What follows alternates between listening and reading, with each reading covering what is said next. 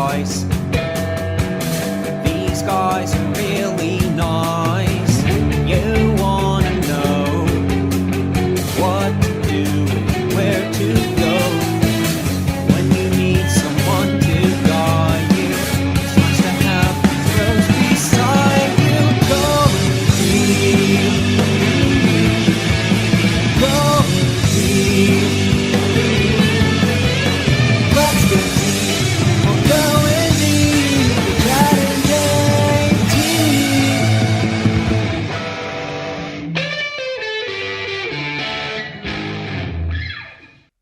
What's up, guys? Before we begin this podcast, I want to let you know that we have a new Patreon up with new Patreon episodes. Check out bonus episodes. It's, taking it back to the old school Chad and JT solo episodes. Check it out. Become a patron at patreon.com/ChadGoesDeep. We also have tour dates. We're going to be in your city, so check it out at chadandjt.com. We're also brought to you by the legends at EveryPlate. EveryPlate, what up? Thank you for sponsoring the pod. EveryPlate is America's best value meal kit. While most meal kits come with a premium price tag, EveryPlate offers delicious dinners that won't break the bank. Try EveryPlate for just $1.79 per meal by going to everyplate.com and entering code GODEEP179. You'll get up to $104 value. That's what I'm talking about. We're also brought to you by the legends at Manscaped. Manscaped, thank you so much for keeping our trims peeled, for looking after our hogs, for making sure our dinks are looking fresh and clean, because splish splash, I was taking a bath and I noticed I have beautiful balls. Friends at Manscaped are turning men's shower dreams into their favorite routine with the all-new Ultra Premium Collection. This new skincare and hair care product lineup is designed to upgrade the everyday man shower routine from head to toe. Your skin, hair, and armpits deserve only the best. Save big on their newest products by going to manscaped.com for 20% off plus free shipping with the code GODEEP.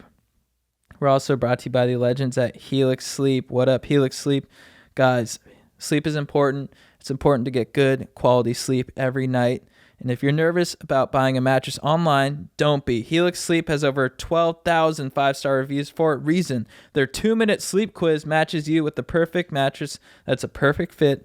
Plus, you have 100 nights to try it out risk-free. Helix is offering up to $200 off all mattress orders and 2 free pillows for our listeners at helixsleep.com/GoDeep. Finally, we were brought to you by the legends at Summer in Argyle, which can be found on Audible. Listen to the new Audible original Summer in Argyle, created and written by Nate Odenkirk and Emmy Award winner Bob Odenkirk. You'll be in stitches from performances by a cast that includes comedy greats David Cross, Tim Robinson, Paula Tompkins, and more. Listen now at audible.com/Summer in Argyle. Okay, let's start the show. Tickle my taint and tell me it's Tuesday. What's up, Stokers of Stoke Nation? This is Chad Kroger coming in with the Going Deep with Chad and JT podcast. I'm here with my compadre, Jean Thomas. What up? Boom clap, Stokers. And we're here with the legendary Doug Stanhope. Welcome. Thank you for coming into the pod. What's up, Doug? How's it going? Yeah, I asked Olivia Grace. I go, I'm doing this Going Deep podcast. She goes, I think they're like always in character. And then I met you guys beforehand. I go, I don't think that's a character. I think you're really just fucking like 22-year-old fucking barefoot. You walk outside barefoot. And I like to be in touch with the earth. Oh my God. This is the Adam Carolla After Party podcast where I just did Adam Carolla and now I just did the whole drive from Glendale going, I should have said this. I should have said that. I should have said this. That is tough. I'm always doing that. Well, I'd never talked to that guy since we ruined his fucking man show.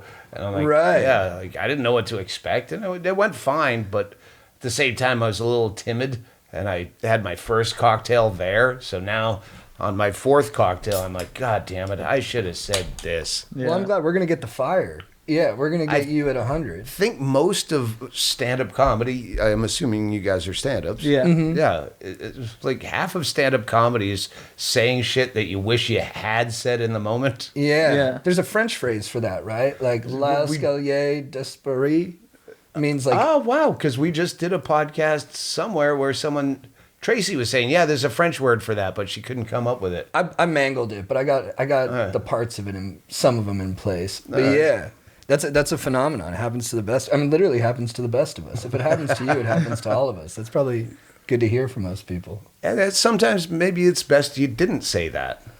Because usually you say, I should have said this when you're drinking later. I should have told my boss this and lost my job and been out on the street. When you're because you're so known for sort of being unfiltered in your stand-up, if you film a special or something, do you ever have any kind of nervousness about putting something out in terms of like the what you said? No, because no one knows who I am. I'm at the perfect level of fame where only famous people can get canceled. I mean, I have a bit about it that I'm not going to burn here, but go, baby. No, just the idea that I can. Could you get canceled? I don't know. I think about it a lot. I don't think so. But then have yet. to explain who I am, who to you people. are. Right. All right. It's Going Deep, Chad and JT. TMZ doesn't have that kind of time. No, it's probably not worth it. I guess, if I did something, I guess what it is depending on your level of notoriety, you have to do something. Like, I would have to, like, firebomb a preschool to get canceled. Yeah. Shoot up a school or something. Right. But if I was rude to a coworker. Notorious podcaster, then you'd be famous according to them. Notorious podcasters shoot up a school. Exactly. So I'd have to do something at that scale to get canceled. But if I was just So what's it going to be? Have you figured it out? Dude, I was thinking about it because there was that guy who I guess hadn't lived a very exciting life who hijacked a Alaskan Airlines airplane, took it into the air and just like barrel rolled it and then crashed it on a small island, like in an attempt for significance at the end of his life. I don't remember this one. It happened like 5 years ago. Yeah, my friend mentioned it to me. Wow. And I really related to him because I think he was like at the end of his life and he's like, I haven't done anything significant. I'm not going to be a leader of consequence. I'm not going to invent anything, but I want people to remember me. So yeah, you don't need a bucket list. You need a bucket post-it. Like, this is how I'm going out. I figured out the perfect way. Barrel roll an Alaskan Airlines jet. You can hear him over the like the comms or whatever you call it, talking to air traffic control, and he's like, "Yeah, I'm kind of a boring guy. I haven't done much, and I got a couple screws loose, so I don't think I'm gonna land this thing." Oh, I bet if we checked our mailing list against his name, he was a fan. That sounds like one of my fans. Do you?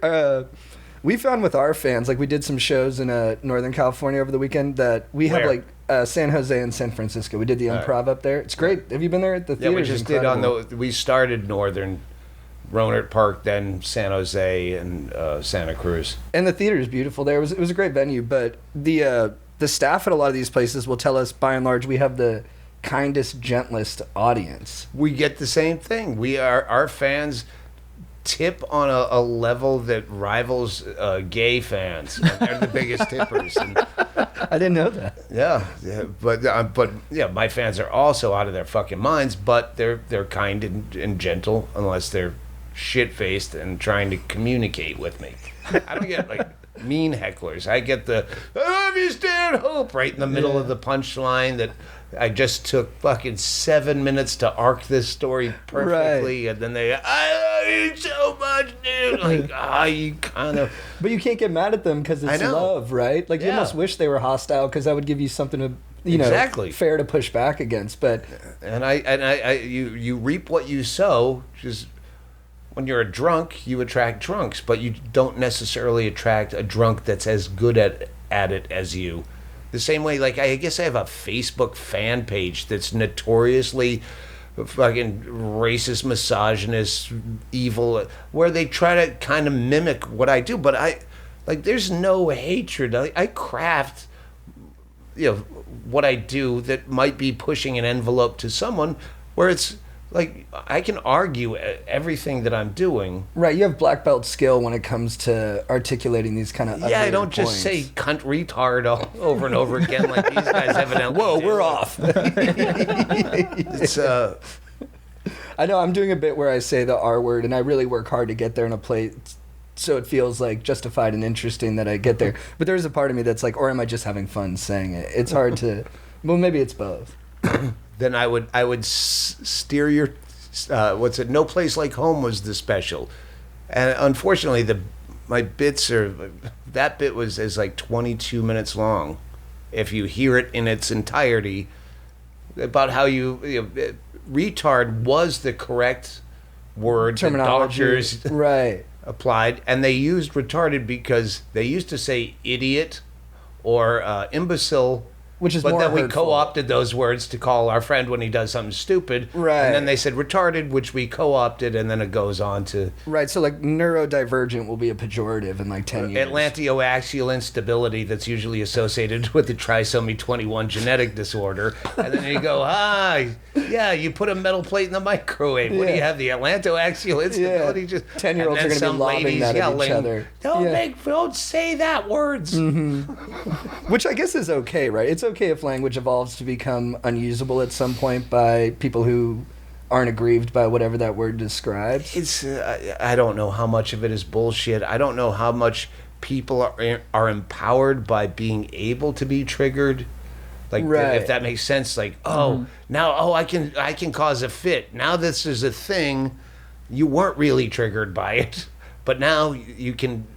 There's powerhood and victim. Right, or they've been conditioned to be triggered by it. It's almost like the collective, like, perspective on it gets into all of us, and then we're like my body has been taught to be triggered by that word. So I don't even know if I'm like in control of it to a degree.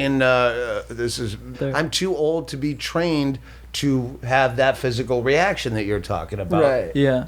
Well, you have to understand, most of this is bullshit. You know that? Like how much of your actual day and your social circle do you have to worry about how you say something? I worry about it a lot.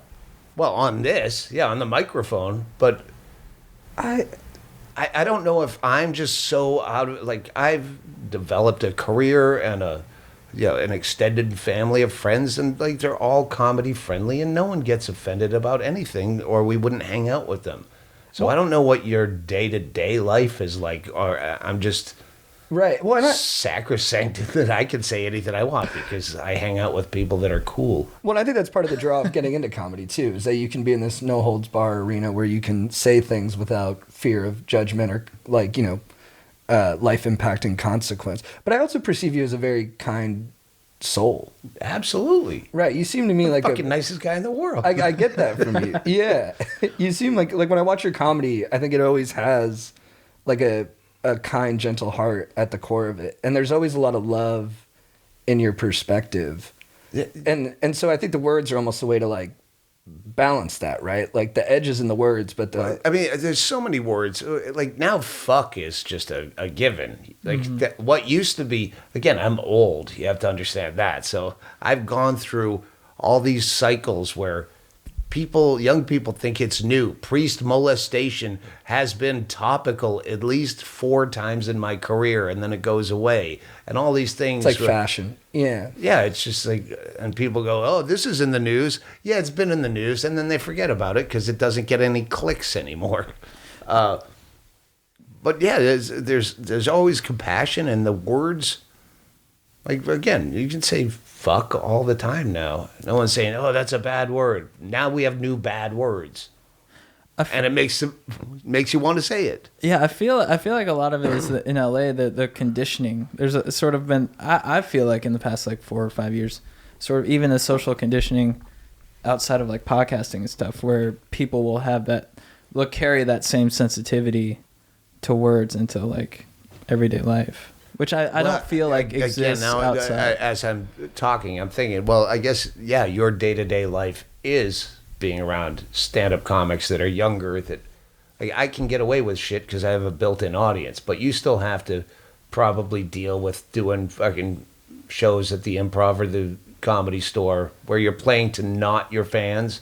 Mm-hmm. Yeah, and I don't even feel it as much in stand-up. I feel like, even though people talk about how that's kind of gone away, I do feel like there's like a built-in kind of defense in stand-up if you misstep like with your language, that you're like, look, these are jokes, and it's an attempt at making a point or finding levity. But I do find, in like Chad's saying, and just like working in regular professions in Los Angeles, there's a heightened sensitivity. And I'm not sure it's a bad thing, because I think it's made me more thoughtful, but I do think we're a little too punitive when people make mistakes. Yeah, but who's the we? I think this is what I'm trying to find the way to articulate is, are we? Who are we serving? Like who are we defending ourselves against? Is it a mob that we're creating? Like, yeah, there's people on Twitter that will go fucking ape shit about something, but that's not your fucking life. No. If you don't react. I think a lot of it with a lot of people in LA has to do with the feeling that your real life also exists sort of within the internet, and so there's sort of like I feel like it feels like it's merged a little bit. Does that make sense? Where people have this fear in them. I'm sure LA is so completely different to my day-to-day Where life. you have Bisbee? Maybe like okay, what the gender pronoun thing. Oh, man, How we're getting often into does that everything. ever come up?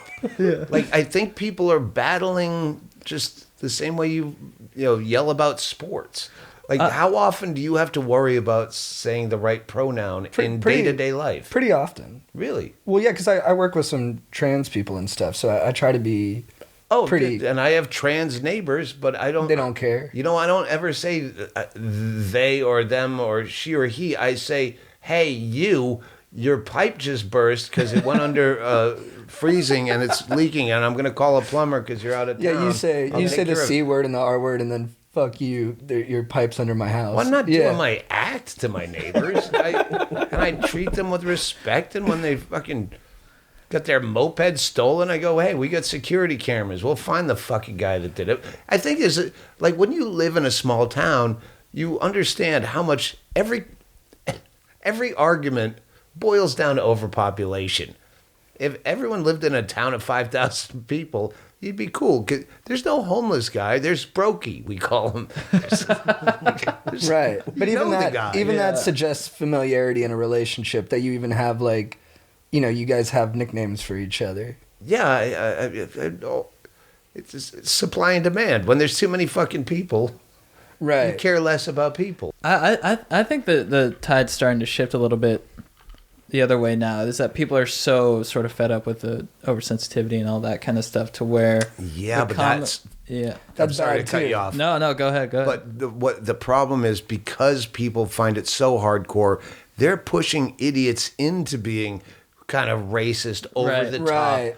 I'm going to say whatever I want. Now I'm going to say things that are not even funny and are offensive just to prove I can say anything, just like those people on my Facebook fan page that just, as a backlash, they're being unfunny in a way that is offensive. Isn't that like the greater truth about these things, is that like in a society, especially a big one, we never find the nuanced middle. We always overcorrect in one direction or the other. Like, we needed to get more sensitive. We got too sensitive. Then we need to get more raw. We're going to get too raw. And we're just always going to be like fighting against the excess. Well, until you finally figure out, just stop being involved. If you Just get out. just do your own thing.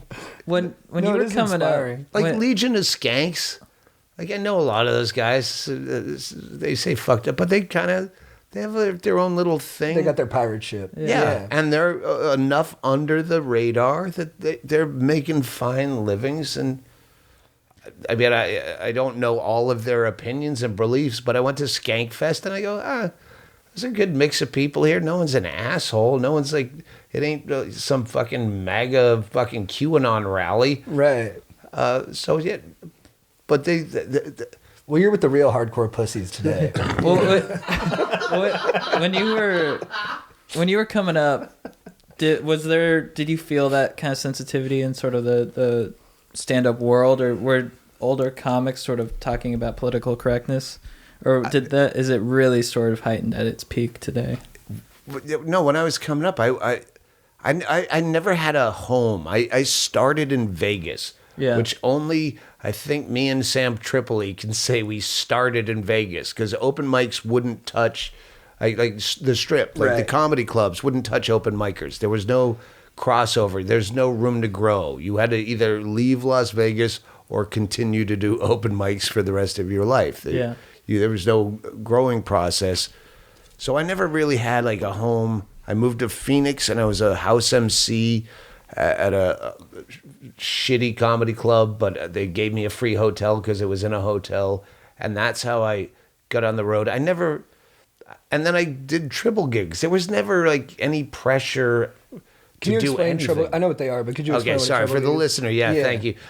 Triple was a legendary one-nighter booker where you'd work these shitty ass small towns, Winnemucca, Nevada, Walla Walla, Washington, all on in the northwest, It was like Montana, kind of Montana, Wyoming, Utah. And not Salt Lake. Yeah, it was just Price, Utah, mining town. Like just all these little shitty gigs, and you drive forever, like literally sometimes 7-8 hour drives between gigs every night. You're Idaho Falls, and then all the way to eastern Montana to Billings, and then all the way back to western Montana. It was like to the Missoula. Iditarod for comics. Yeah, but with the most fucked up routing. Like, okay, the Iditarod starts in Anchorage, and then you There's a go little logic towards to it. Nome, but then you forgot your keys back outside of Anchorage and have to go get them, and then you go towards Nome, but you have to take a left because that's the place you can piss. It was like that. Yeah. There was no pressure whatsoever. I was just repeating a bit that I did when I was a kid comic in Big Timber, Montana, that I'm not going to repeat. And I'm like, but I remember saying that. I was like 25 years old or 24 years old, and it was it had a salty language that you have to use a vowel to say.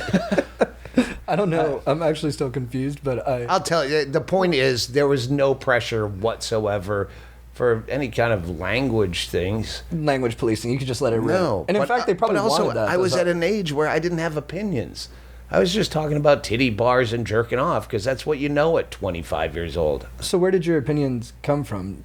When I got old and bitter and, a couple of breakups, and then you read a smart fuck book just to impress a girl. Those breakups really do add a lot of cynicism to my life's perspective. I've talked to more comedians who started actually doing stand-up. I always wanted to, but it was once I got divorced or broke up, it's like I'm gonna go talk shit about her on stage. And once you realize love doesn't have the meaning you were kind of investing in it, you're like, I need to find something else that someone else can't take from me. Or just you want to Just talk shit on someone. there was no social media back then. Right. Yeah, I want to talk shit about someone to every How do I let this stranger in the broad world. have it? You had to get up an open mic. Right. You couldn't just go on Instagram. It's so easy now. Yeah, right. I do remember when I first started stand up, there that feeling of being up on stage and being able to say whatever you want to say was the most kind of intoxicating thing about it. Where I didn't even know how to structure a joke, but I was just like, wow, I can say anything. And that's the problem. When you have the power to say whatever you want to say, sometimes those people want to say, I'm going to say the worst thing I could ever say. Mm-hmm. Yeah. Because you have nothing to lose when you're open mic. Yeah, Blaine Capatch called it like the machete, like all edge and no point. And I always thought that was a good way. That was a good way to say it. Yeah, Very good. that stuck with me. What do you think you'd be doing if you weren't a comic? In a beautiful world, I would be a defense attorney. Oh wow. Because if you look at my body of work, most of it is, and sometimes defending the indefensible, and I make really good arguments. I mean, most of the best of my shit is an argument. Why is this? If you look at it like this, why can't this be this? And like, and So, like, then people versus that Larry want to be Flint offended kind of go, thing? yeah, I can't argue with that. And those are the bits that you love to come up with, like, oh fuck, all right, I see the angle on this, and I do write like a defense attorney preps his case. Right. I'm going up there with You're a laying out case. the argument, you're taking it beat by beat, Yeah. and you're trying to land at a place that can't be refuted. Yeah, those are the best ones. I'm not Let's go. saying all of my shit is that good. I've lost a lot of cases. Hey, that's the job. You're not going to bat 1,000. Yeah. When I always see like your nationalism bit circulates the web. Oh my Here god! and And there. that's what it took 18. Wait. Yeah, that's 2007. There's another one about freedom. You're born free. Teach a man to fish. That's 2004. And then it wasn't until fucking Trump and all that, like, people started, I think this is on point now. Like, those are all fucking decades old. Yeah, I was always wondering whenever I'd see those like circulating around when you know, like I was actually making the rounds like a week ago, I think. How does that, do you enjoy that, or do you kind of like, oh, they're taking it the wrong way, or do you sort of like, No, do you even I always enjoy it. Of course Okay, I enjoy right. it. The only time is when they paraphrase it in a GIF or whatever, or not a GIF, or just a fucking meme, I guess is the Right, right. right. And they paraphrase it wrong without credit. Then I like, fuck you. That's not how I said it. And Yeah. it goes on longer than that. We just did the Adam Carolla, and the special that is an old special, basically, that we released in May 2020, but now it's out for free on All Things Comedy and on YouTube. So they're promoting that, and he opened the show by playing the trailer that we put out, which is just basically the segue. Because I remember when we put it out in 2020, we put out that trailer. I'm like, that's so like Carlin bullshit. I'm like, no, that's the setup to the bit. Why don't you play the funny part of the, because it's like 8 minutes long. That's my problem in this new world is Hedberg would flourish Right. in this His new reels world. on Instagram would be insane. 'Cause- Just 30-second nuggets Yeah, of all just this fucking shit. whimsical, Again, beautiful that observations. bit about the word retarded, which has a million different arms to it, is 22 minutes. No one's going to sit through that in a tweet. did you know Hedberg well? In the early days, and once we both started headlining, we didn't see each other much. And then he was a junkie, and junkies don't get out as much as barflies. Right. They're more introverted. Write that down. More introverted by nature. they need to recharge at home alone. Our friend's doing a documentary about Hedberg that I have to do an interview for tonight at 7. Oh, I'm cool. like, I have like 4 stories that I've told. Like, there's been like, oh, it's the anniversary of Hedberg's death, so we're doing this for Sirius XM, and then Shawcroft is his wife, and she's doing a thing, and I'm like, and over the years, he's died in 2005. It's nearly 20 years ago, and I'm like, I don't have that. I've said everything I have to say, so I just told him to write that down. Right. That was a I good don't know what to say in this interview that I haven't said in a... So when you were starting off with like guys like Hedberg and you, and I think you guys are kind of the same generation as like Attell and Marin and Louie and all those guys. No, they were just ahead of us. Oh, okay. So yeah, I don't really. Did you? But what I was trying to go. Did you? Have you guys ever tripped together? Yeah, we've done mushrooms together. Yeah. Oh, wow. Hard. You want to do some mushies now? No, because Hedberg and I, when we first met, we were working the Mall of America in Minneapolis, Knuckleheads Comedy Club, and I was a middle act, and he was the opener, and Lewis Johnson from Denver was the headliner, and he had seen Hedberg, and he's like, you gotta watch this kid, man. This kid's funny. But he was a shit MC. Oh, I could see that. Yeah, he died most nights. Because he wasn't asking about, hey, who's here? Who's got And a he birthday? kind of looked down at the ground, and he was kind of in his own To world. start a show in a comedy club where no one's a draw.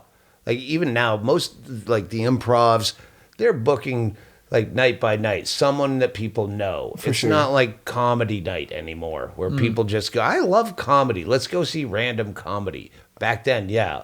And so for a Hedberg to go up with no name recognition Right. and no panache as an MC. Hey, fill out your comment cards. There's none of that. Sometimes I like to throw. People say, Mitch, you don't have a lot of friends. I say, it's kind of sad. I say, yeah, sometimes, like when I throw a frisbee. You can't open with that after Hey, ladies and gentlemen, it's Tuesday night. Ready for some comedy? You can do better than that. Whoa! Tip your waitresses and keep your table talk to a minimum. Here's Mitch Hedberg. Yeah, I don't have a lot of friends. It just was.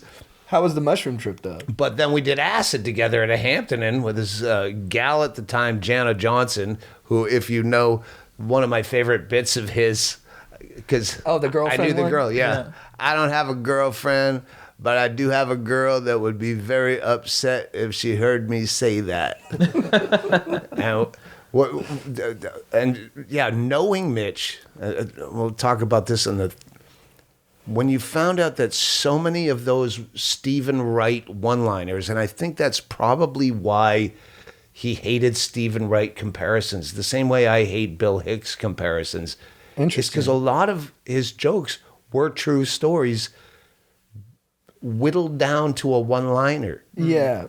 Condensed through his point of view and stuff like I mean, that. the ducks eat free at Subway is because that actually happened to him, and he made it into a Stephen Wright-like joke, where Stephen Wright made jokes. And that's why I hate Bill Hicks comparisons, because I put all of my fucking humanity, my daily life, every awful thing, and you can watch Bill Hicks's entire library and not know anything what he about, did a week ago or anything. Do you have like that. a wife? Do you have a girlfriend? Did you? He was pure cultural critic, and yours is more biographical. Yeah.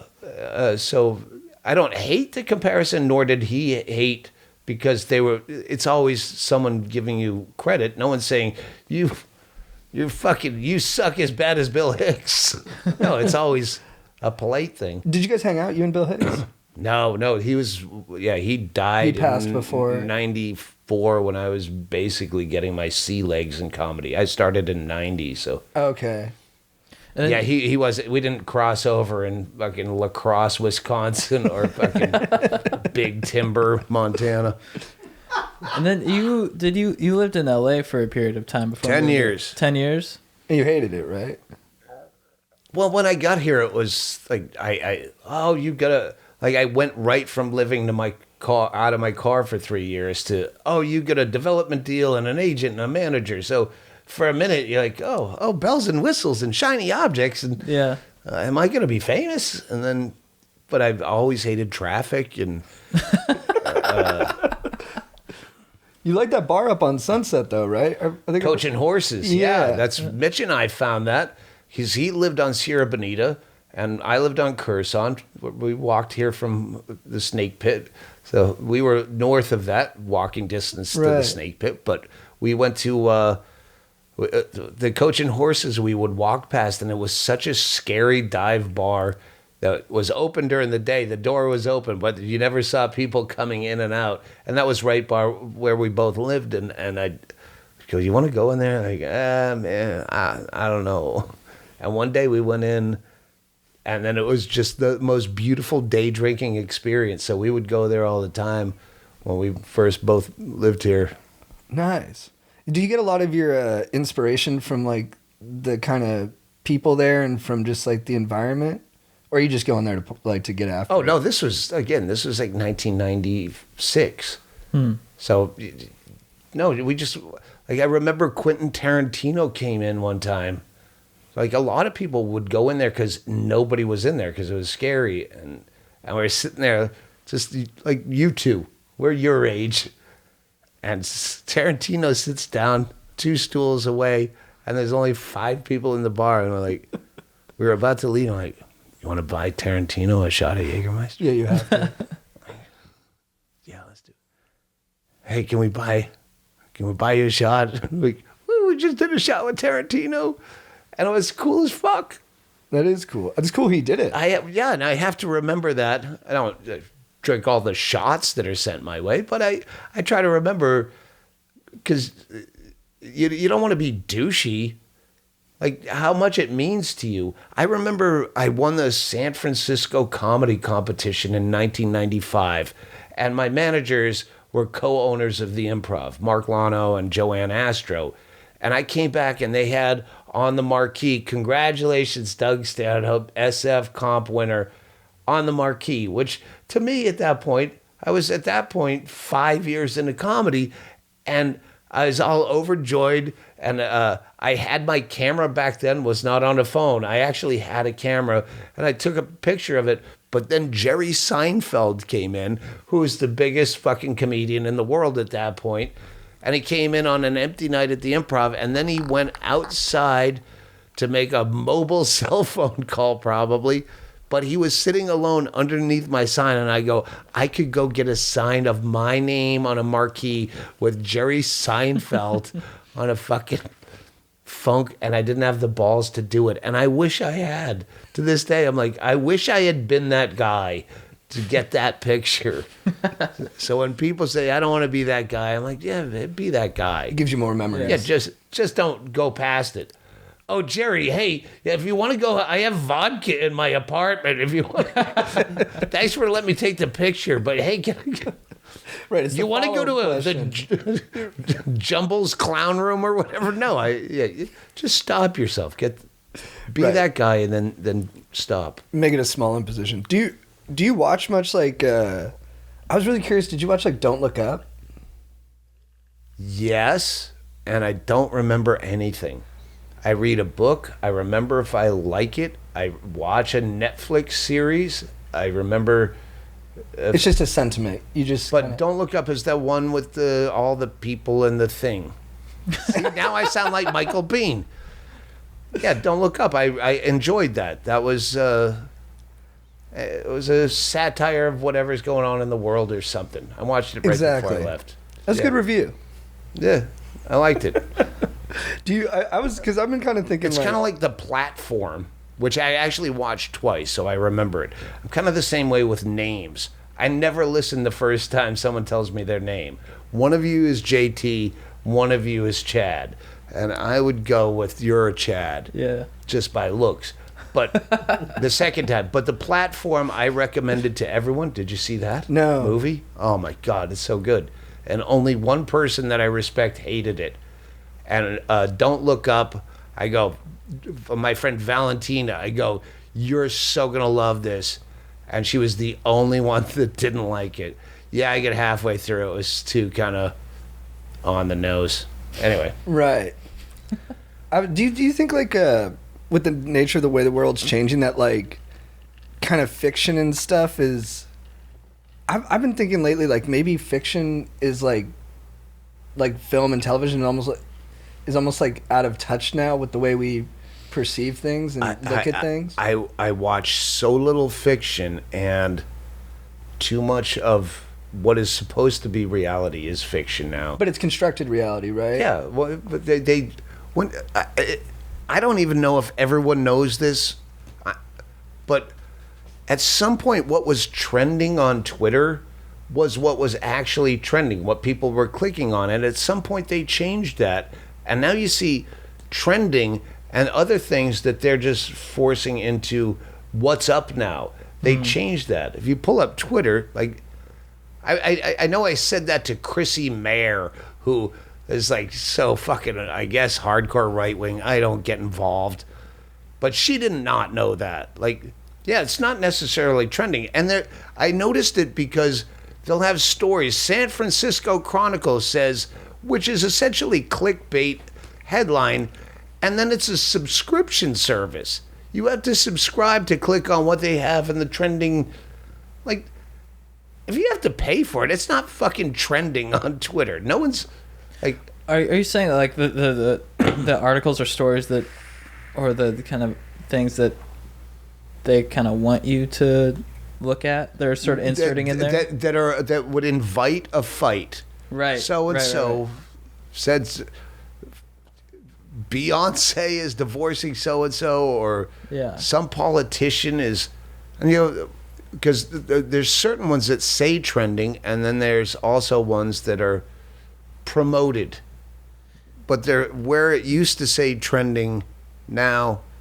Like, it's not. People don't give a fuck about this. You're making people give a fuck about this. Do you think that the media and like tech companies are sort of consciously trying to stoke a culture war? Well, it's good business for news to be. What's your favorite reality show where everyone gets along? Right. You need conflict, and news is a business. So yeah, they're gonna make you fight, and they're gonna pick sides and divide us. Does anyone really want just a good game? No. No, you want there to be like some raw or more provocative. Yeah, no one watches elements. sports for the fucking athletics. They No, want it's like winners. fighting. When I watch a fight, I want the two fighters to be. Yeah, you don't want to draw. selling a pissed off matchup. Like I want them to be angry at each other before the fight, and that always sells better when they're being too respectful. You respect them for it, but you don't want to watch as bad. Yeah, that's why I fucking hate Conor McGregor as much as I hate Twitter. Any kind of whatever bullshit right wing, left wing debate. Like because it does sell tickets, and I try not to get involved in that. I could be such a great troll. I would be a better troll than a comedian.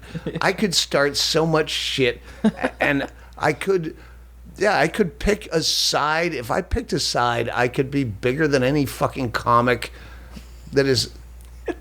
Because I know how to sell bullshit. I started selling bullshit before I was a comedian. And it just seems so cheap and fucking rigged to... There's no I'm going to be integrity in it. outspoken. I was asking Adam earlier, like, can you spot the difference? Whatever kind of cancel culture, Me Too, can you innately see the ones that are just making this up to get a spotlight on them? Right. Because they're so opaque and apparent to me, where you don't care about who grabbed your ass at a fucking thing or an audition or said the wrong word. You're just doing this.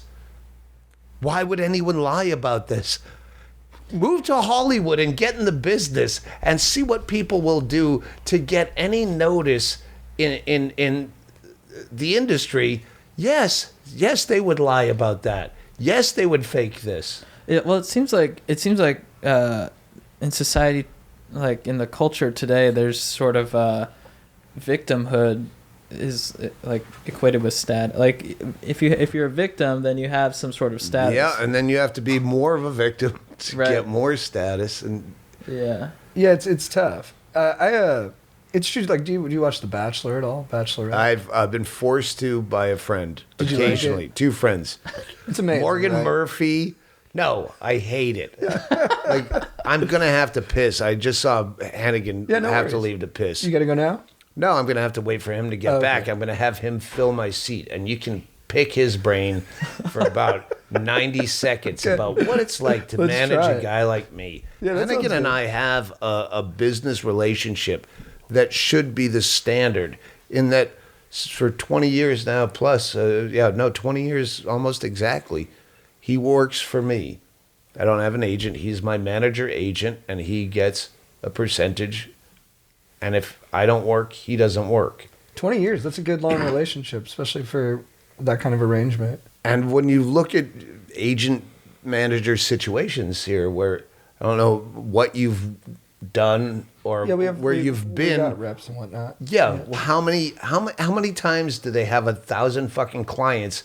And one of you does something good and they take credit for it, where they're just signing every fucking random person who's doing their own legwork and then throws fucking spaghetti against the wall and goes, hey, I represent that person. Yeah, how many people who aren't working do you represent?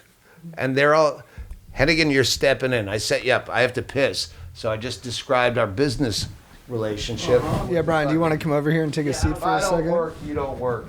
I just want to point out, all of the advice Doug gives you is billable. Yeah. Okay, what do you want to ask? Is Doug your?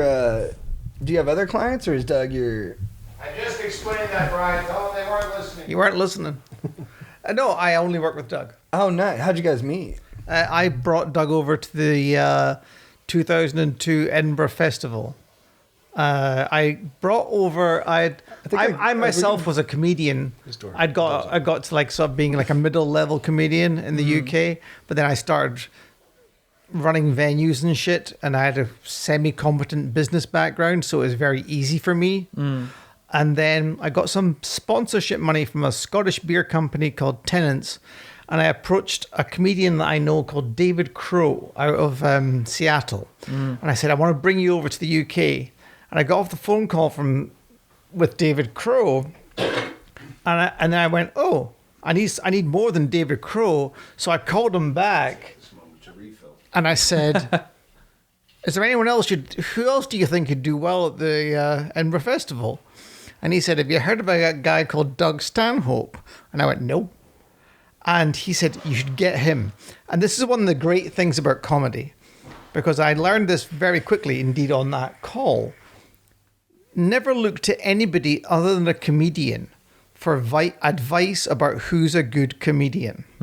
So, because if a comedian tells you somebody else is a good comedian, they're always right.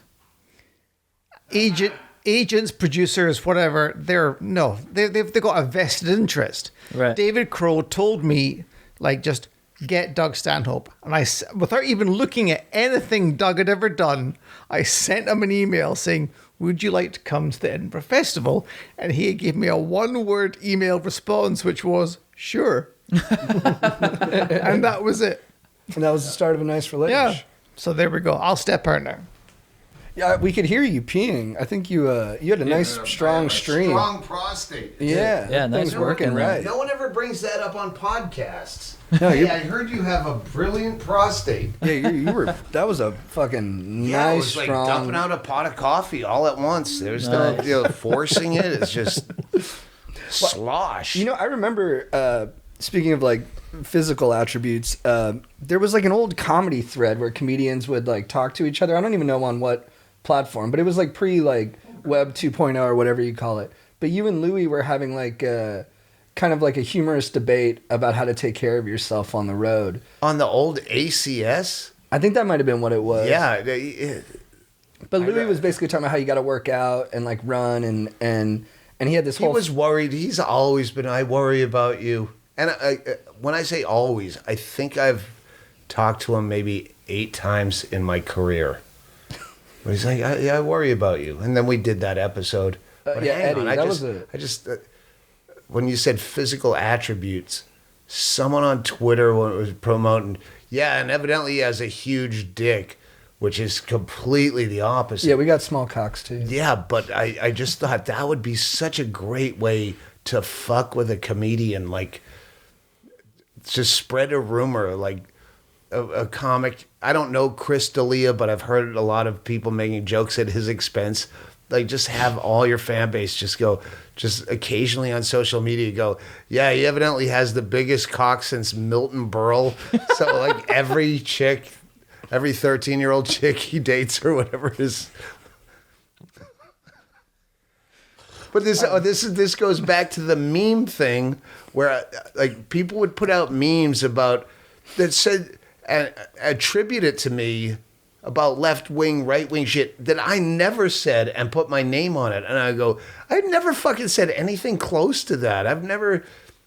But then I thought, oh, that's a great way to fuck with people. Just put out a meme that is so, like, you know, Nazi-ish and then attribute it to someone. Right. But yeah, to claim someone who's a womanizer has a huge cock and just go, or talk about it in podcasts. Oh, you know the legend of Dane Cook's cock? Does he have a big piece? He's not a womanizer, but just so like got if big you balls. had a Milton Berle legendary giant cock and then every woman expected it, and you're like, I didn't put any of that out there. It's not true. Yeah, you got to lower expectations. Yeah, a girl There's comes that- back to your hotel room. Yeah, I saw all this stuff on the internet. Like, it wasn't me. It's not. Right. I feel like you got to do that for like the more esoteric. Like you got to say Emo Phillips has a giant cock. Emo Phillips probably is not slinging a lot of cock on the road right now, but like you, maybe I do it to you. Oh, that'd be nice. Yeah, please, by all means, go. Yeah, I did that going deep, and wow, fucking JT could go deep with that giant fucking cock he showed us after the show. And you're like, I can't believe Doug Stanhope. I don't know why he said that. No, I don't know why he said that. I look like I respect Doug's Yeah, opinion, and you guys need pussy. That's the only reason you're in this business is you're young, and pussy is your fucking. That's your. You know, it wasn't that for me at the start. At the start, I just wanted to be like a good artist and explain Yeah. myself in a way that was The compelling. first time you do karaoke, you want to nail Little Red Corvette and hit the fucking high pitch, and then you want pussy when you sing it the second time. I have had sets where, like, if there's pretty girls in the audience, I'm like, oh, I hope they're liking this. And I feel like I worry about that. I stress about it. Like, I don't want that to get into my head too much as to a motivating as my motivation for Yeah, what I'm saying. Well, that's fucking human nature. Eventually, it's Mike Tyson. What do you mean? Where he was like banging two at a time before the Buster Douglas fight? No. I did 2 nights at the Comedy Store, Tuesday and Wednesday, and before the show, I don't give a fuck about hot chicks anymore. But now I'm performing in front of my peers. Every time I come back to L.A., it's the only time I see all these comedians that are my peers, and I want to fucking kill. And right before I go on stage, Richie, the GM, comes in. Hey, I just came from a thing with Kenan Thompson and Mike Tyson. They're coming to the show, so they're going to be in there. And I'm like, why would you tell me that before the show? I know. Like, Mike Tyson is going to be at my show? And then it's in my fucking head. And I'm like, what if he's sitting in the front? Because I can't see the room till you walk out there. And like, do I have anything I would say to Mike Tyson? And I'm already trying to remember my act that I'm just 2 weeks back from filming a fucking movie. And You're trying to be, and then you start thinking, what would Mike Tyson think is funny? How can I make Mike Tyson laugh? yeah, would I interact with him? Should I ignore him? Just. And then he never fucking showed up. After I go, was Tyson even here? He goes, no, he said he got too high. He couldn't make it. And then the next day I was all feeling like I got stood up by Mike Tyson. Now you're mad at Mike Tyson. Like, yeah, Mike Tyson, who I don't know, and I was all excited, and now it's Mike Tyson's fault. But so yeah, you do the same thing with hot chicks, Right. So I'm saying I'm still in the same place where I can get frazzled over. Right, there's always some audience member that you might be thinking about too much or catering to too Yeah. much, but that's just the process of doing what. And it doesn't end, is what I'm saying. I'm giving you no sense of hope. It I never appreciate goes that. away. I don't want hope. It just goes in different angles. I want the cold truth. My dad is here tonight, or a kid I hated in high school 30 years later is here tonight, and whoever. So, do you get nervous before going on stage? No, I'm not drunk. I don't feel anything. Yeah. But I mean, things can fuck with your head. Right. I get nervous in the UK far more than I do here, because I'm always worried about, does this translate? Yeah, their cultural reference point's the same as mine. Yeah, and they're so much smarter than us. Are they? The fucking hecklers over there are funnier than most comics on any given night at the Comedy Store. They know how to talk And shit. you don't necessarily understand what they say. So they go, "Oh, are you gonna fucking believe it?" And the crowd laughs. Goes crazy. And you go, all right, I hope that was in my defense, or was that at my expense? I don't know. Mm-hmm. Then you plow through. When did you start wearing the outfit on stage? Well, not this. I got a closet full. I'm a fucking filthy hoarder now. But our friend and neighbor bought me, because she had seen me occasionally I'd wear weird shit throughout my career. Back in the Hedberg days, when I would wear a Santa hat when we were both middle acts. For like a whole year, I would wear a Santa hat on stage for no reason. So occasionally, but once my neighbor bought me a fucking great coat. It's the one I wore in the one in Portland, Beer Hall Putsch. And she gave it to me, and then randomly in a thrift store, because we always go to thrift stores my whole life, I found a pair of yellow polyester pants, and I went, oh, fuck, this matches that jacket. And then I figured out, oh, white shoes would go with this. And once I could figure out a full suit, then we just hit vintage shops and thrift stores religiously. So now I have a whole closet full of, and I spend more time, honestly, putting together what suits I'm going to wear on this tour. Okay, well, I got to get the right socks to go with it. And I got the socks, those are orange and brown, and that goes with, and I should put this much time into my act. Do you write? Do you write in like pen to paper? Yeah, Your yellow bits? legal pad. You do? Old school. And you know what? In the day in the 90s, when I got here, that was the rift between alt and road comics happened with David Cross and what's her name, the Janine Garofalo and all of them, and they hated all the improv road hackneys, and like me and Hedberg were. Could do both. That's another thing. note for Hedberg where we did not take sides. Yeah. Like, we were not in either camp. We fucking drank alone. I say that on stage now. The only people I don't want in my show are left or right wing people. It's just, yeah, keep your fucking opinions at home. But yeah, we were like that in that day. And what was the question again? Do you put pen to paper? Oh, pen to paper. Yeah. I don't remember what the segue was, but I know the next podcast is going to be a disaster because now I'm starting to get pretty drunk. That's great. Pen to paper, yes. Oh, that was back then. Alt comics would go up with and read notes. Like Doug Benson would read notes, and Sarah Silverman would read notes, and then the road comic faction would go, "You're not even professional if you go up with notes." And again, I didn't have an opinion. But now I have an opinion where I see comics go up with their phones. Right. And because it looks like you're texting or tweeting.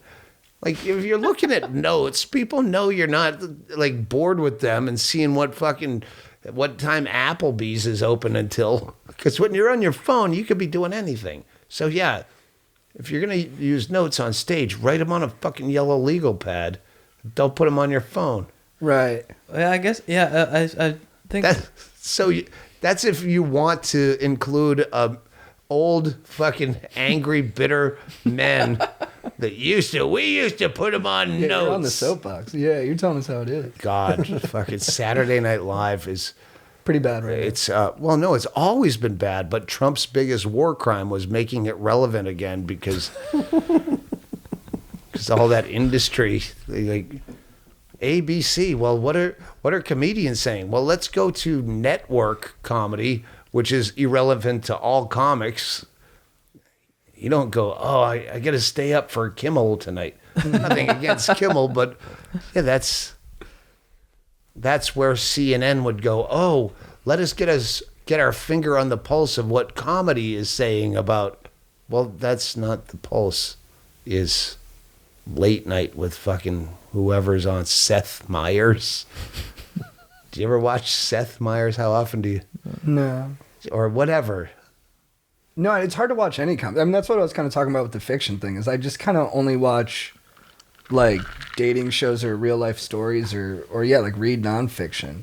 It feels like all the distilled versions of what we're going through feel a little Impractical Jokers I fucking love since day one. Right. That's the only comedy I watch, and I watch religiously. It's the best hangover cure for a Sunday marathon session of Impractical Jokers after Impractical Jokers. That's pretty much the only funny thing I ever watch. I hear you. It's tough.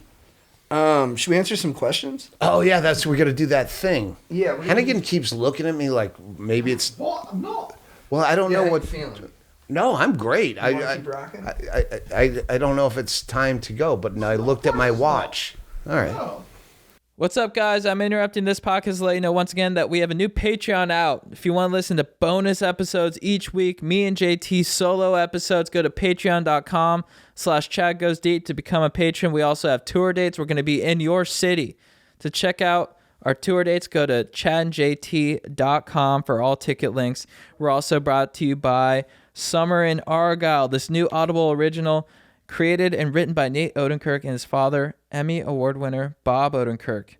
Pop in your earbuds and visit the town of Argyle, Ohio. It's a place that celebrates the spirit of close enough and enjoys both an annual hot dog eating contest and an annual murder. Ooh.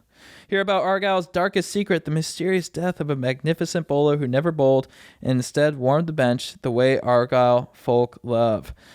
You guys, this is an excellent murder comedy. I suggest hopping on ASAP.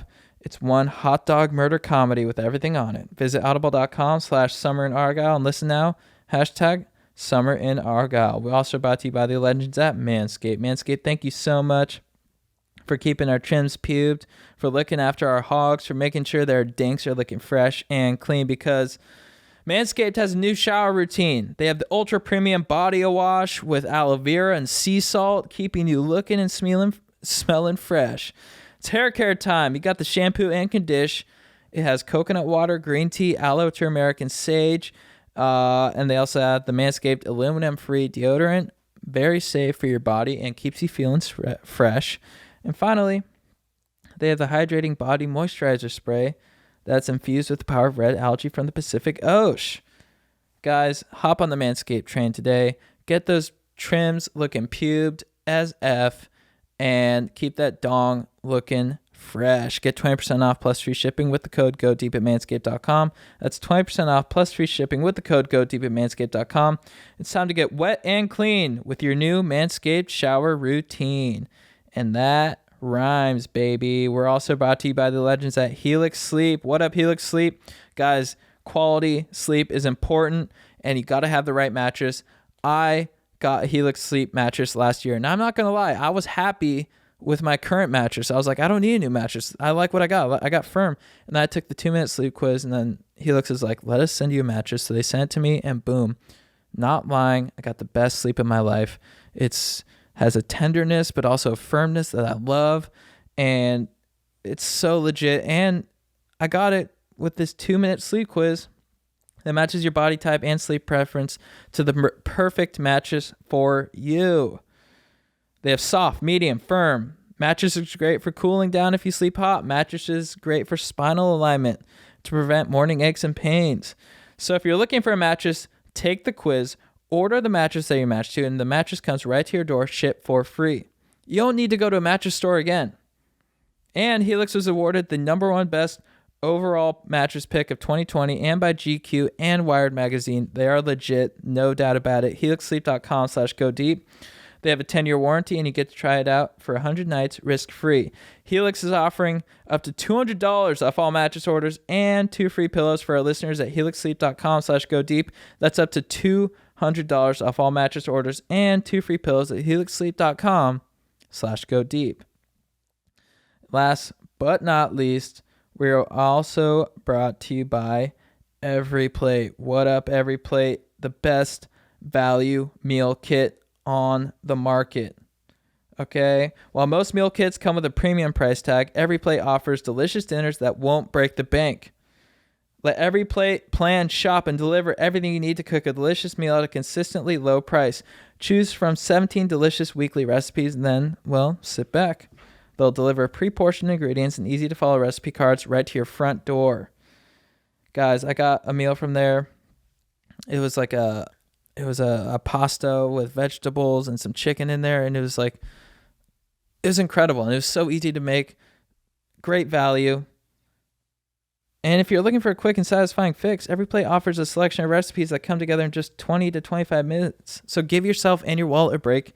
Enjoy delicious, affordable meals delivered to your door and ready to go in just 6 simple steps. Guys, I got an EveryPlate meal, and I was like, I'm on the go. I had to go to a show, so I made it a pasta with vegetables and chicken, and made it in like 20 minutes. It was delicious, and I'm like, I'm coming to these guys every night. This is so easy and so dank and delicious. So try EveryPlate for just $1.79 per meal by going to everyplate.com and enter code GODEEP179. That's EveryPlate for just $1.79 per meal by going to everyplate.com and entering code GODEEP179. You'll get up to a $104 value. They are legit. Check them out. Okay, back to the show. All right, Chad and JT, what up? Writing to you guys because of a brutal situation that has befallen me. My lady and the New York Yankees. Been living in the city since graduating college a few years ago and met a totally legit girlfriend. We've been dating for a few months now, but it has recently come to my attention that she has been spending a night or two every week hanging out with Giancarlo Stanton and his entourage. Giancarlo Stanton's this big beast baseball player for the Yanks. Unfortunate, I know that. The ball jumps off his bat faster than anyone. There are even pictures of my girlfriend and Giancarlo together at Le Bain with large bottles of Don Julio 1942. Need your advice here because I think my girlfriend could have been the one. Want to keep the relationship going, but I'm also a massive Yankees fan. I don't want to get in the way of Giancarlo and his massive hog in case my girlfriend is raising a stoke and propensity to hit dinger this season. Desperately awaiting your advice, Sean. Here, this is where if I hadn't opened my mouth, this is where we talk about Giancarlo's having the biggest cock. It's over 18 inches. Oh, man. And then if then when It's too big. No, but I'm saying my earlier idea for a prank, then we could have just now done this about Giancarlo. Yeah. And just so then his girlfriend's really upset when he doesn't really have that big of a dong. Right. All right. It's a maybe way it to doesn't subtly work. undermine. No, I know what you mean. Yeah, just keep fucking her. Like, so what? Like, if she's fucking that other guy, what do you want out of the relationship? What do you think? I would be threatened. I would be threatened if my girlfriend was hanging out a couple days a week with someone like Giancarlo Stanton. And I think it could. This guy doesn't seem to be as insecure about it as I would be. Did he say why she's hanging out with him? He read that kind of fast, and I'm thinking kind of slow. I think they've been dating for a few months, and she's been spending a night or two every week hanging out with Giancarlo Stanton and his entourage. There's even pictures of them hanging out. Yeah, at clubs. there's a lot of why. You should take this as a phone call because there's a lot of why. Oh yeah, every now and then the Yankees player says, "Are you free a few nights this week with me and my friends?" Sometimes, people just want to have fun, and going to things like that are exciting. So I'm not necessarily thinking that there is a sexual component, but I do think by and large, people in those situations in Giancarlo Stanton's position want to be hanging out with people with the possibility of What's the potentially kid's sleeping name? with them. Sean. Sean, sit down and do an edible or just a mushroom stem and consider, how hot is my girlfriend really? She might just be fucking carrying baggage. Does she have a hotter friend that Giancarlo might want to fuck? Is she hot enough that a Yankees star is banging her on a regular basis? Because in my prime, as an athlete, I would be fucking different. I would never be fucking the same girl a few times a week. I would fuck her once and leave. So if she's spending a few nights a week for over a course of time, probably is he's fucking her friend or she does something else. He's probably not fucking her repeatedly. So I think too, I would take a page out of your book and just talk about how big his cock is to his girlfriend. Mm-hmm. That's You know? yeah. Say I heard on a podcast. Like, this guy's cock is, I heard his cock is 20 inches. I heard, well, as he's probably very young. So say, I heard he actually killed 2 women with the size of his penis and had to pay out of court settlements because his penis is so huge. Yeah, I think I would just keep talking about how big his cock is, and then you're good.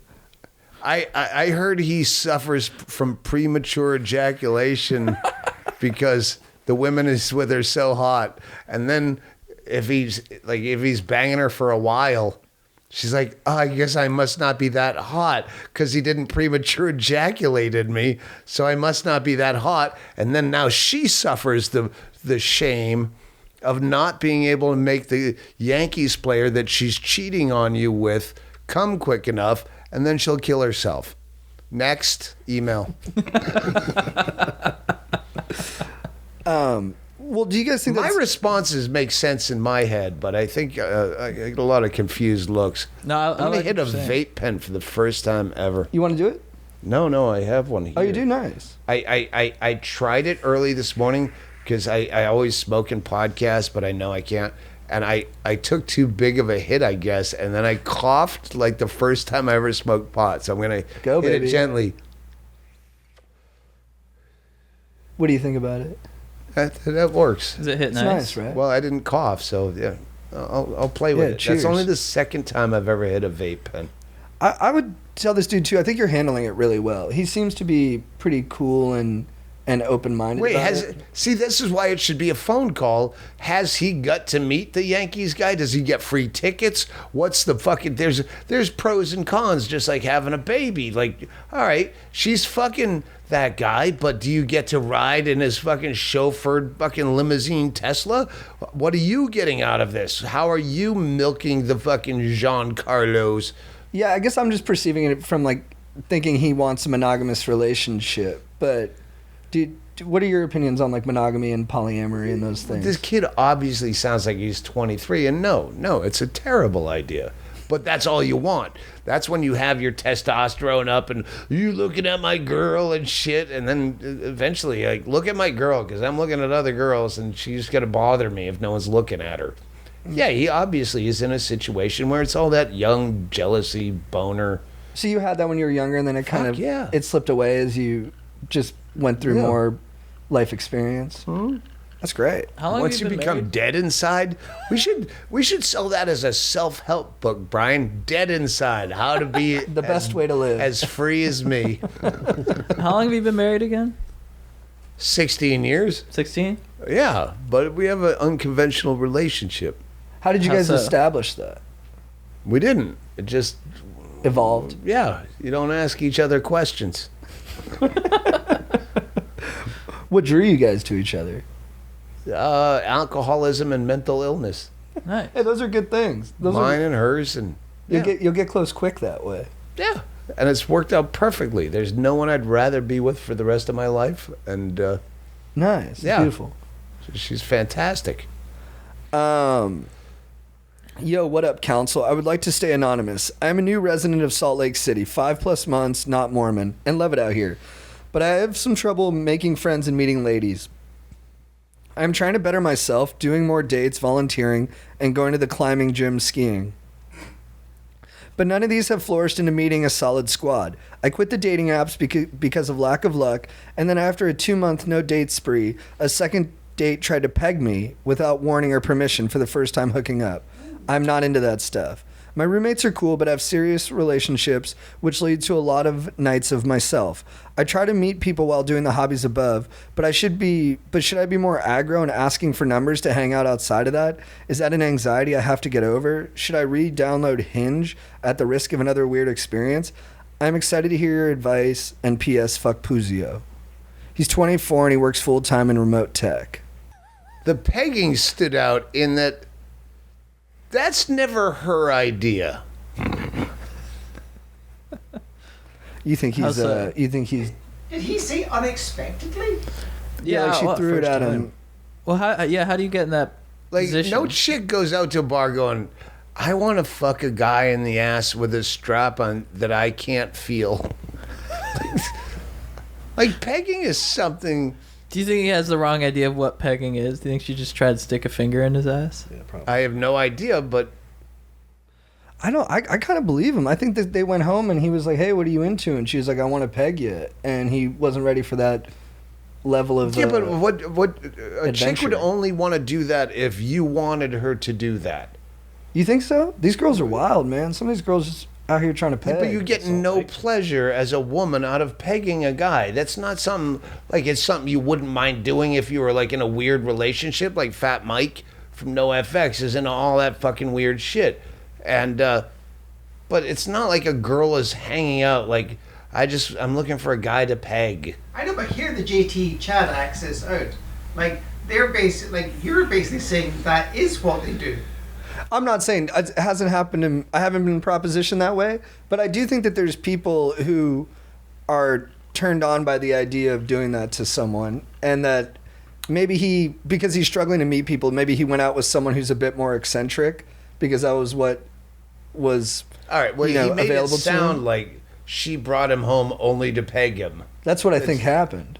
Yeah, but that doesn't make sense. That's something that a woman has her choice of.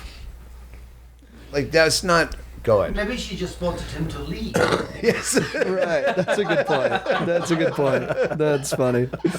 Yeah. Yeah, I'm sorry. Thank you for asking us the most unanswerable question in the world. Is, hey, I'm new in a town. How do I meet ladies? Fucked if any of us know. If we knew, then we'd be selling books and we wouldn't give you the information for free. But I do remember Paul R. Brown was a comedian that I did open mics with in Las Vegas when I started. And I remember his joke where he said, tourists ask me a lot, hey, Paul, how do I get laid in this town? And I said, it's just like any other place. Lower your standards. So there's your advice from Paul R. Brown. I would also tell this dude, like, I think you're just keep doing what you're doing. It sounds like you're having exciting experiences, and they might be few and far between at this point, but you'll get some momentum. Just keep going. Get all the apps. Ask everybody to hang out. Just be shameless in your, desire to do these things, and it'll be play hard to get. Allow yourself to get pegged on the first date. Might The like next it. time it's your fantasy, which is fisting. I let you peg me, now you gotta play ball. Are you pretty sexually adventurous? Not anymore. Right. But yeah, I've always been, yeah. You ever been in a pegging situation? Yeah. How was was it? it fun? It's not as fun as it looks in the porn. A lot of stuff, it hurts in real life. It's better to just jerk off to it in pornography. It makes sense. If you were in his situation, second date, and she tried to peg you, would you have allowed her to? No, I would not when I was a kid. You have to go through all the motions. It's like the 12 steps of AA. Right. You have to accept that you're of powerless. weird shit that you get into in porn and then try in real life. Yeah. Yeah.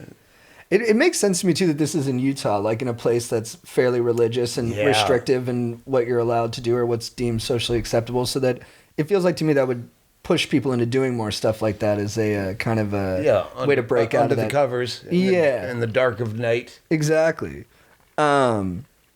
But Yeah, this girl was wearing a dress that went all the way to Well, her the feet. problem is finding a strap on to buy in that town. So she had to makeshift it and whittle the dildo out of scrimshaw and then fucking all the leather belt herself out of fucking her she sounds dad's. hot. She's handy. Yeah, she had to strip a cow of its fucking fur and tan it to make the leather strap for the strap on. Totally. All right. Girlfriend's annoying friend. What's up, my dogs? Love the pod. I'm a longtime listener. Here's the deal. I recently get into a relationship and things have been going great. I wanted her to finally meet two of my best friends, and she wanted me to meet one of her best friends. So we set up a night at my place. Her friend turned out to be super annoying. Let me explain. Not only would she not stop talking, but she would only talk to my girlfriend. And whenever she stopped talking and my girl finally had a chance to engage with my friends, her friend would immediately start feeding her with esoteric topics about people from their past who none of us know. Me and my friend were trying to get good conversations going, but the flow kept getting killed because she would just ignore whatever we were talking about and keep taking my girl away from the conversation. It was pretty awkward, embarrassing, and I feel kind of disrespected. This was an important night for me. I really like this girl, and my friends mean the world to me. Her friend didn't seem to care that this was my girl's chance to finally meet my friends. Now my friends went away feeling like they barely met her. My girl tried her best to talk to my friends, but I'm not exaggerating when I say that her friend would not shut up for the whole night. I want her to hang with my friends again soon, but I don't want her friend to be there. Is there any way to make that happen without being rude? I got this one. What's his name? Parik. No, I'm talking about that guy again. Aaron. That's my answer. Can you amplify? You have to get Aaron to cherry pick your fucking emails and then redact all the unnecessary information and make sure it's relevant. You know, when Bill Burr reads emails, he doesn't know what it's going to be, but someone went through all the emails going, oh, this one would be good for the show. That was the most fucking run-on nonsense. Hey, a lady talks too much. How many different ways can I say it? I've added several choices of how you can say one thing, and you're boring to fucking begin with. How do I get a girl to shut up? Leave. And that guy should be doing all this work. He's done, still not said a word. Why is he not fucking reading through this shit? We have someone who's supposed to be doing it. He's a great guy. But it's the friend. It's his girlfriend's friend. Yeah, no, but the point is, so fucking just don't go out with them. Yeah, I They think don't understand relationships. Why do you have to go out with them to begin with? Are you fucking in some kind of contract? I do agree. He's being a little overly sensitive about the situation. Yeah, if my wife had a fucking boring friend over, I would go somewhere else and she would understand. And she has signs when my wife is in a awkward social situation with one of my fucking run-on boring friends, she says, I gotta go. I have diarrhea.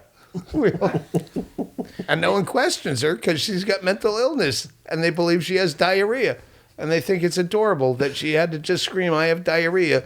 They don't know it means you're fucking boring her to death. And I don't know why. Why'd he have her friends come to Cheers. meet the guy friends? Why'd they all meet together? Yeah, why at the same time? Yeah. It's a lot. Yeah, and he's asking, how do I get her to come out again without her friend? And that seems fairly easy to achieve. Like, you just Yeah. say, hey, can you come over, just you? I would just bring her over to meet my friends instead of having this whole Yeah, get are they all together. fucking Mormons? Are all your correspondents Mormons? They are a lot from Utah, yeah. But it seems like you have a similar fan base to mine where these are all dudes. Oh yeah. Oh yeah. There's no chicks emailing. All right, do we feel like we adequately addressed that one? I think so. There's that guy had none of these people have any real problems. How do I meet people? Well, be more interesting. That's true. Yeah. I was just telling a story about when I tried to get in the Sky Bar when that was the biggest thing in the 90s. Like, oh, you have to be on the list and you can't get in the Sky Bar. And it's right across from the Comedy Store. And I go, well, let's try. I was drunk and had some fucking courage and bravado. And I go, yeah, we just played at the Comedy Store.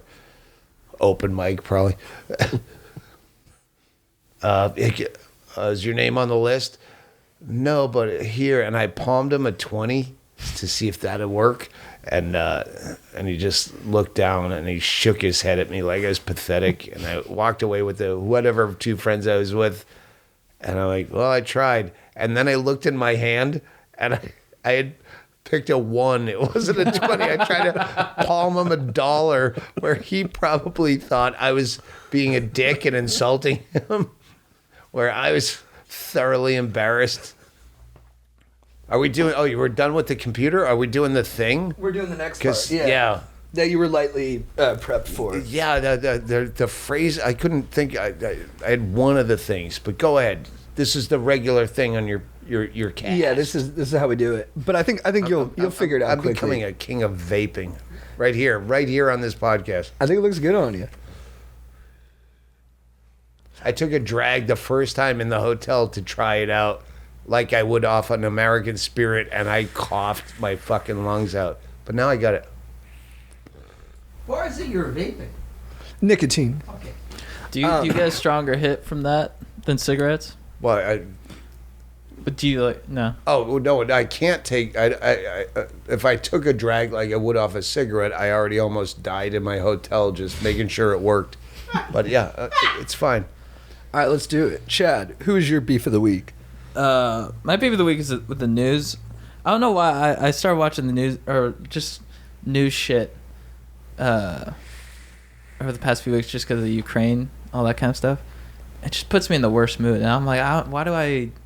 It ruins my day. I don't even know why I started watching it. So then I just stopped a few days ago, and I feel much better. Nice. And I think I like the idea of not knowing what's going on.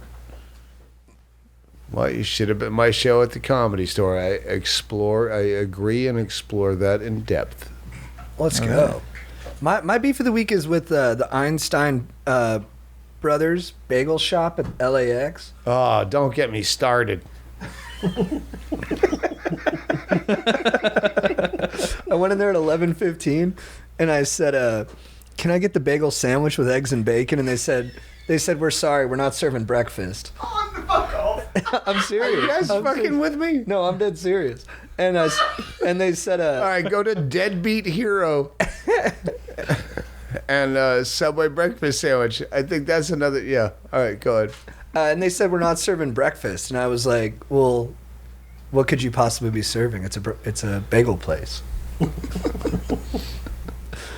This is a giant bit from 2004 that includes my mother's suicide, which was was prescient because That was an incredible bit. there's 3 mother suicide bits. There's one on Sicko. where I go, eventually she's going to kill herself. And then on 2004 about Subway breakfast sandwiches. It's just, I can see never mind. I'm not. I'll let you look it up. There's a Subway breakfast sandwiches 2004 Deadbeat Heroes, the name of the album. Okay.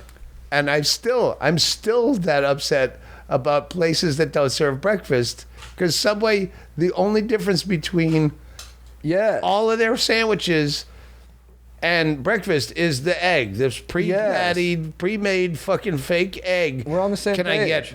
Can I get bacon? Can I get lettuce? Mm-hmm. Can I get... Why 11 o'clock is just the one egg? I know where it sits. I watch you make it every day. It's in that cabinet. It's not away. Let's go. This place is the side. And every other part of your fucking sandwiches, why? And never found an answer. Who's your beef of the week, Doug?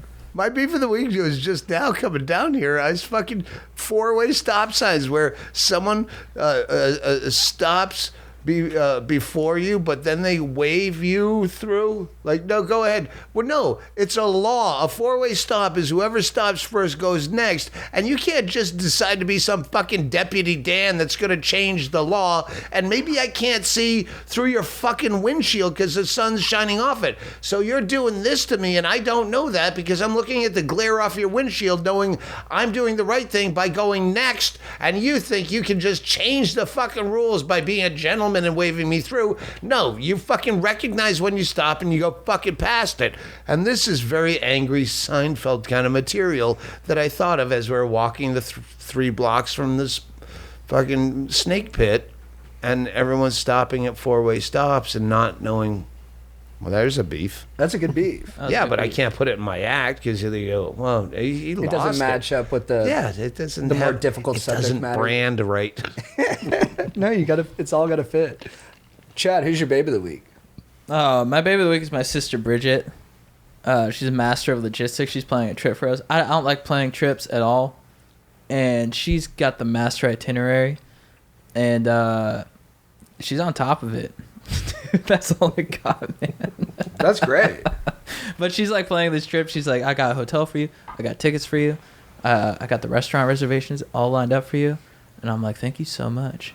Dude, you gotta give it up. Dude, my babe of the week is the girl, Katie Arts, Applebee's, from the the hostess. art department. She was the art department of this movie I just filmed, and we've kept in touch since we stopped filming, and I just keep trying to impress her. And so I drop names and stuff, and I so my babe of the week is Katie Arts from Chicago, because I keep either name dropping people I see in LA to her or name dropping her on podcasts that I do. Yep. nice. Yeah, my ex-girlfriend played my ex-girlfriend in this movie, and we're both now people of a certain age. And when we met Katie Art, she goes, back in the day, I know you would have been all over that. I go, no, even back in the day, I would have known she's always out of my league. But now I'm old and I keep flirting with her. And so, yeah, that's my babe of the week. What's the movie you just shot? Did you write it? No, but it seems like they fucking knew me when they wrote it. Yeah, it's called The Road Dog. So it's theroaddogmovie.com, but there's nothing really there yet. About a comic on the road? Yeah, it's basically this kind of the same character I played in Louis, like the washed up alcoholic chain smoking comic, but a different angle of it, like the old guy. That episode of Louis was so impactful. Did you feel like when you were doing it, could you tell that it was going to resonate with people so much? No, and that's the problem. There's so many people involved. Conversely, stand up, immediately if you suck. Right, you get that instant feedback. And you're the only person in charge. In a movie, I don't act, so I don't know if I acted well. If I did it once, great. Well, I have to do it 4 more times from different angles and over someone else's shoulder. And so you're saying the same jokes in a row. Not even jokes. This is more of a drama almost. Mm-hmm. And then you don't know how it's lit or what kind of fucking cameras they're using. You don't know any of this shit. So it'll be a year before I know if I suck. Right. Imagine if you had to do your first open mic and wait for a year for the See how audience people responded to it. to respond. That's hilarious. So yeah, that's it. It's there's a whole bunch of, that's going to be the next podcast. Fitzsimmons is in it, and then my ex-girlfriend, who plays my ex-girlfriend.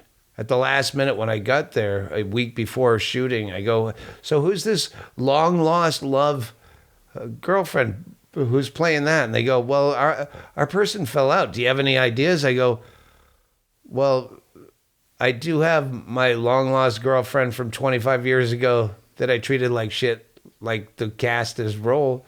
Is she an actress? Yeah, she is. And we got her. We got my long-lost girlfriend from 25 years ago to be my long-lost girlfriend from 25 years ago. And then we got fucking Fitzsimmons to play my old comedy buddy that's working with me on the road after 17 years to work with me on the road after 17 years. Exactly. Like, just like the script is that's written. crazy. There's so many coincidences in this movie. Was it cathartic working with your ex on the... Yes. That must have been great.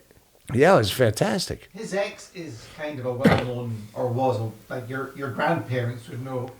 Like She was on the show Head of the Class that was on around the time as Screech. What was that one? Saved by the Bell. Saved by the Bell. They kind of like ripped each other off. She was on the one with Robin Givens and Billy Conley. Billy Connolly and Howard Hessman. Who just Billy died. Connolly, the Scottish comedian? Yeah, He's great. Howard Hessman from WKRP started that, and then Billy Connolly took over in later seasons, and so she was an actress, and She's got the skill set. yeah, and I hadn't really seen her much in 25 years, just like the script goes.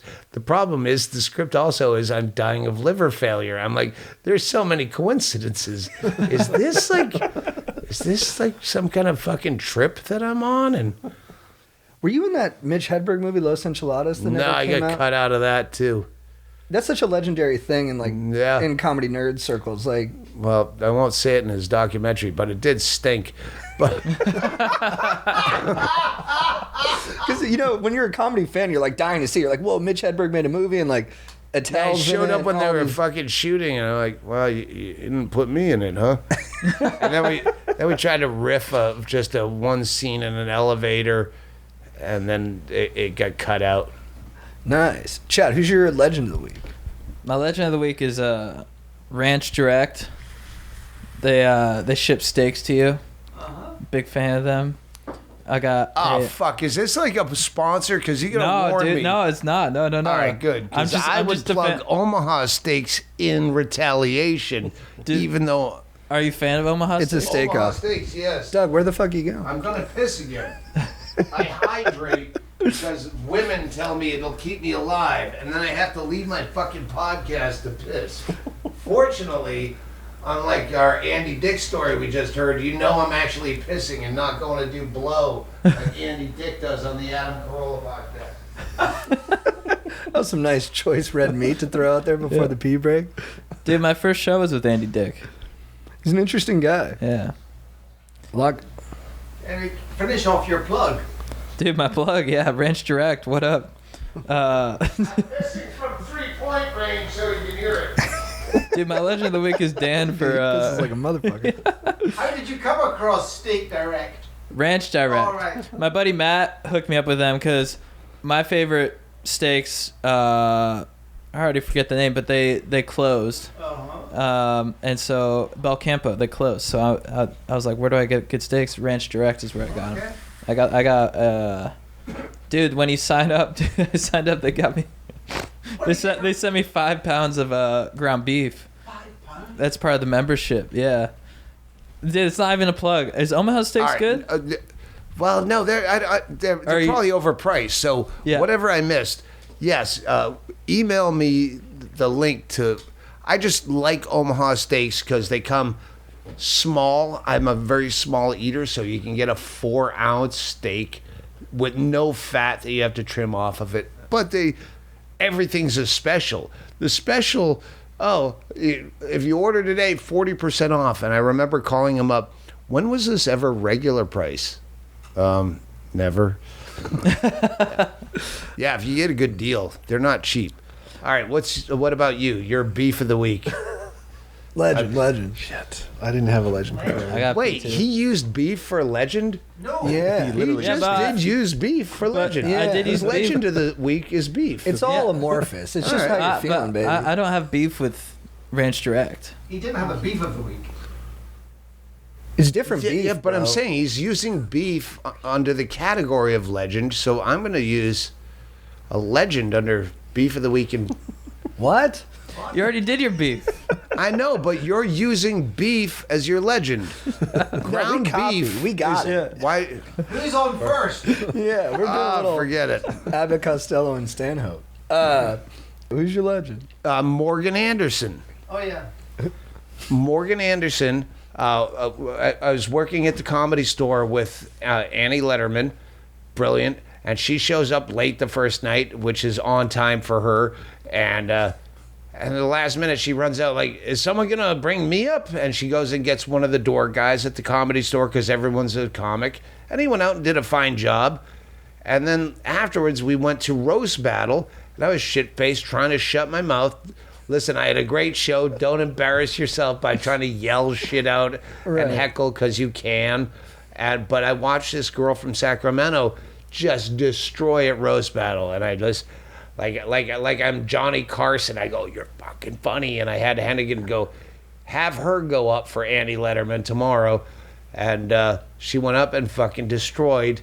And she's a brand new comic, so it was like, yeah, it's one of those fun things. See, I think this is more about me being able to do that. Being nice. Yeah. But just- I like it. When you're done with comedy, you only find joy in watching new comics have fun with comedy. So, yeah, but she fucking destroyed. So Morgan Anderson from Sacramento is my beef of the week. Hell yeah. man. All right, my legend of the week is Chris Friedman. He was a guy who came to our show in San Francisco. Lovely guy. We're both huge Replacements fans. We had a good time smoking weed, talking, and I was just really touched by the hang, and I was glad to meet you and glad to know you. So thanks, Chris, for coming out. Oh shit! Hang on. What do you got?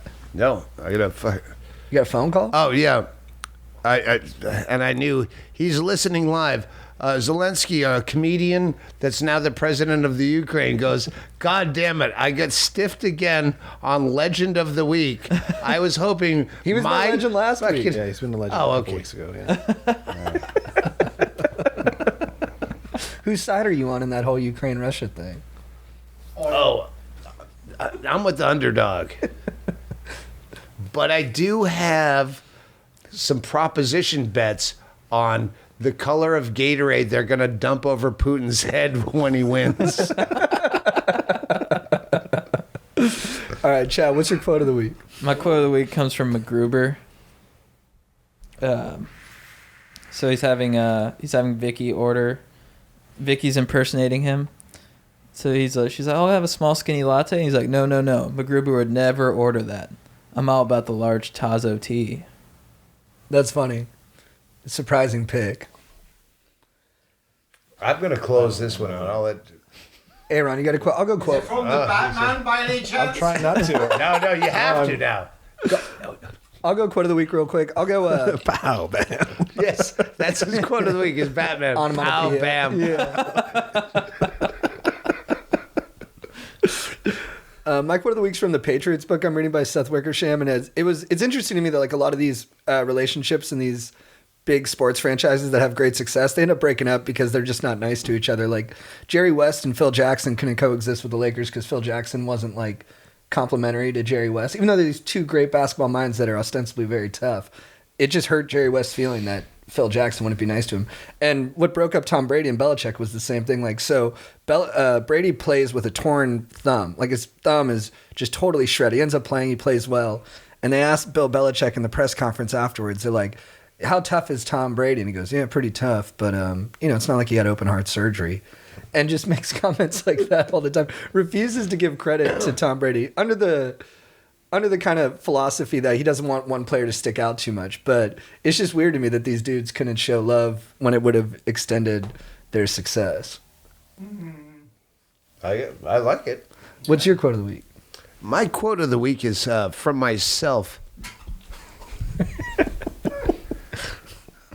That movie I did, The Road Dog. Ask me when it's coming out. When's it coming out? Posthumously. Good night. Whoa. Do you know something we Thank don't? you, guys. Yeah. No, I thought that was the wrap. I thought we did this and we're done. We can end it there. Yeah. Yeah, I thought this was at the end of the thing. That's why I saved that. I think that was a nice landing for it. Yeah. Well, thank you, Doug. It was a fucking honor to have you on here. Yeah. Thanks for coming up. I'm gonna. Oh fuck. We can keep chilling too if you want to hang we're out good. and drink. No, I'm yeah. gonna go down and smoke a real cigarette Yeah. and see how it compares. If you guys want to keep going, I'm gonna go smoke a cigarette. No, I think I'm. I don't know what etiquette is on anyone else's podcast. Can I smoke that cigarette with you? Yeah. Let's do it. That sounds fun. I haven't had a cigarette in years. All right.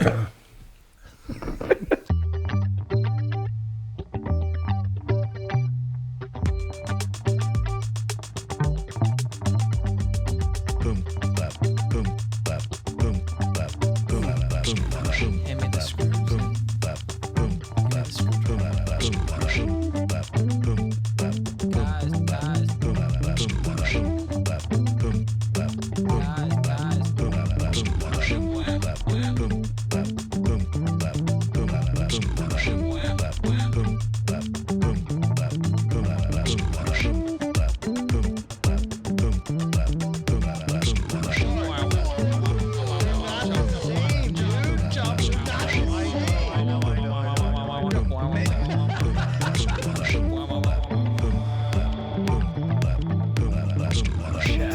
What is your beef of the week? Aaron, who's your beef of the week? Strider, who's your beef of the week? Joe, what's your quote of the week? Chad, what is your beef of the week? Aaron, who's your beef of the week? Strider, who's your beef of the week? Joe, what's your quote of the week? Chad, what is your beef of the week? Aaron, who's your beef of the week? Strider, who's your beef of the week? Joe, what's your quote of the week? Chad, what is your beef of the week? Aaron, who's your beef of the week? Strider, who's your beef of the week? Joe, what's your quote of the week?